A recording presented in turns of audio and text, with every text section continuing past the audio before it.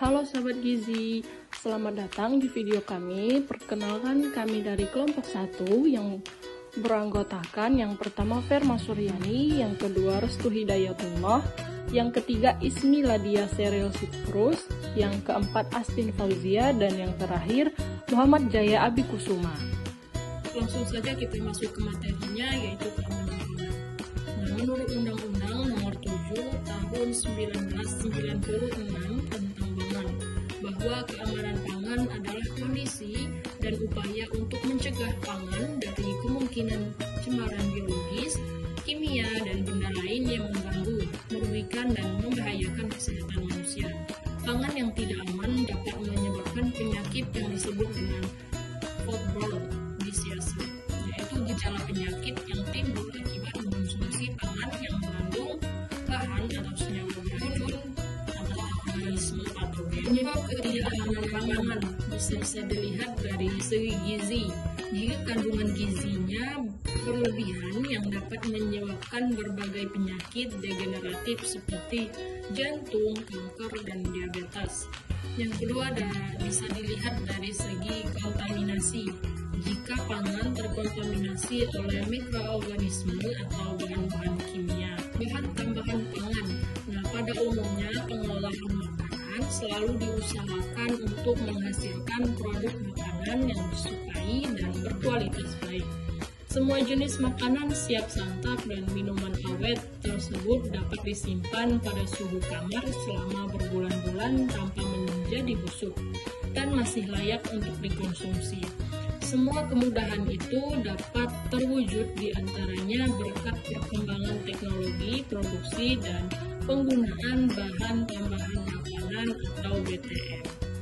Menurut FAO dan WHO menyatakan bahwa bahan tambahan makanan atau BTM adalah bahan-bahan yang ditambahkan dengan sengaja ke dalam makanan dalam jumlah sedikit, yaitu untuk memperbaiki warna, bentuk, cita rasa, tekstur, dan memperpanjang daya simpannya.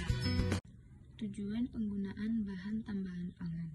Menurut Cahyadi tahun 2008, secara umum penggunaan bahan pengawet pada pangan itu bertujuan sebagai berikut. Yang pertama, menghambat pertumbuhan mikroba pembusuk pada pangan, baik yang bersifat patogen maupun yang tidak patogen. Yang kedua, memperpanjang umur simpan pangan. Yang ketiga, tidak menurunkan kualitas gizi, warna, cita rasa, dan bau bahan pangan yang diawetkan. Yang keempat, tidak untuk menyembunyikan keadaan pangan yang berkualitas rendah. Yang kelima, tidak digunakan untuk menyembunyikan keadaan pangan yang berkualitas pangan rendah. Yang keenam, tidak digunakan untuk menyembunyikan kerusakan bahan pangan. Sumber bahan tambahan pangan. Sumber makanan secara kimia atau diproduksi dengan proses biologi itu terbagi menjadi dua. Yang pertama, bahan tambahan sintetik, dan yang kedua, bahan tambahan biologi. Bahan tambahan pangan itu juga terbagi menjadi dua.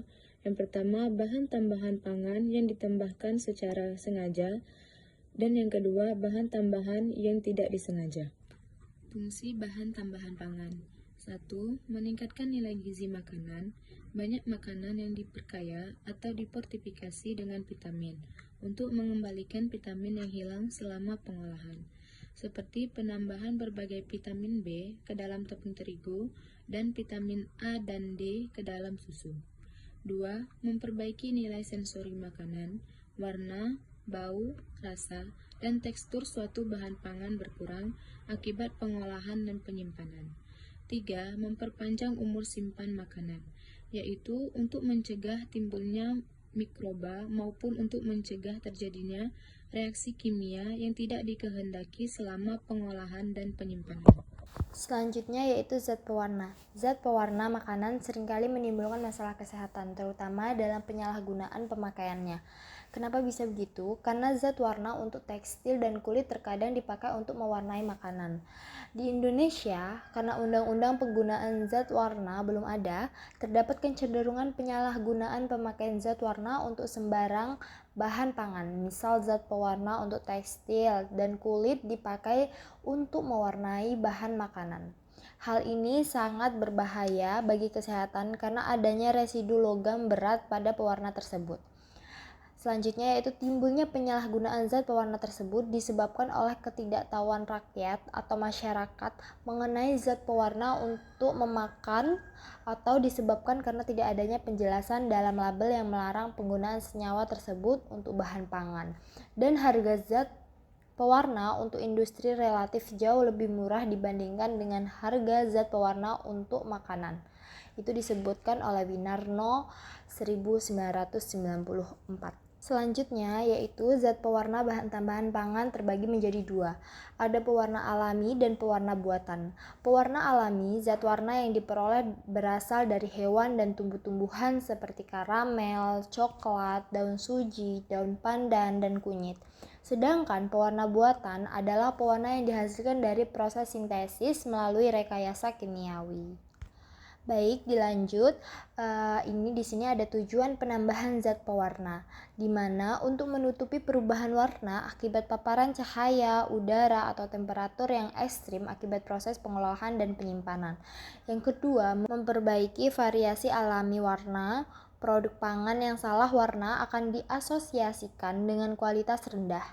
Jeruk yang matang di pohon misalnya sering disemprotkan pewarna citrus red nomor 2 untuk memperbaiki warnanya yang hijau buruk atau oranye kecoklatan. Selanjutnya itu membuat identitas produk pangan. Nah, identitas es krim strawberry adalah merah. Permen rasa mint akan berwarna hijau muda sementara rasa jeruk akan berwarna hijau yang sedikit tua. Selanjutnya yaitu menarik minat konsumen dengan pilihan warna yang menyenangkan. Dan terakhir, untuk menjaga rasa dan vitamin yang mungkin akan terpengaruh sinar matahari selama produk disimpan. Apa aja sih dampaknya? Dampak zat pewarna bagi kesehatan itu ada dampak negatif dan dampak positif. Yang pertama ada dampak positif. Dampak positif pemakaian bahan pewarna sintetis dalam pangan walaupun mempunyai dampak positif bagi produsen dan konsumen, diantaranya dapat membuat suatu makanan lebih menarik, meratakan warna makanan dan mengembalikan warna dari bahan dasar yang menghilang dan berubah selama pengolahan. Sedangkan apa dampak negatifnya? Dampak negatifnya yang pertama, ada bahan pewarna sintetis ini dimakan dalam jumlah kecil, namun terus berulang. Yang kedua, bahan pewarna sintetis dimakan dalam jangka waktu lama. Yang ketiga, yaitu kelompok masyarakat luas dengan daya tahan yang berbeda, yaitu tergantung pada umurnya, jenis kelaminnya, berat badan, mutu pangan sehari-hari, dan keadaan fisik. Yang keempat, berbagai lapisan masyarakat yang mungkin menggunakan bahan pewarna sintetis secara berlebihan. Yang kelima, penyimpanan pewarna sintetis oleh pedagang bahan kimia yang tidak memenuhi syarat. Begitulah penjelasan dari kelompok kami mengenai keamanan pangan. Saya akhiri, wassalamualaikum warahmatullahi wabarakatuh.